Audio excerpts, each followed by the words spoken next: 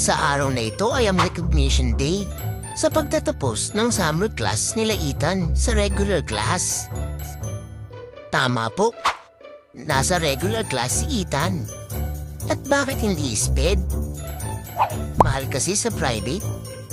7 years old ang tinatanggap sa lugar namin. At dahil gusto na namin talaga makapag-school si Ethan, ay in-enroll naman namin siya sa regular school. Pero hindi namin sinabi sa teacher ang condition ni Ethan. Dahil baka ma-reject at ayaw namin yun mangyari. Pero naging maganda naman ang takbo ng mga araw ni Ethan sa regular class. At hindi siya na-reject. Hindi kasi nakaka-distract si Ethan habang may klase. Tahimik at nakaupo lang.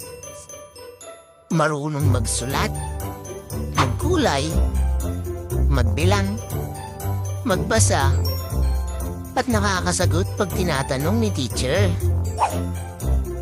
At may mga nanay nga na nakakapansin din kay Ethan. Natahimik lang daw ito, pero magaling. Ganon din ang sabi ni teacher kay Ethan. Kaya salamat talaga at nakakasabay si Ethan sa school. At sa darating na pasukan sa September, sobrang nakaka-excite.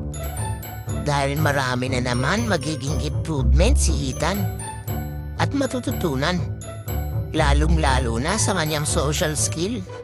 Padaan po. Kaya abangan nyo ang mga susunod naming video. Ayun lang, salamat!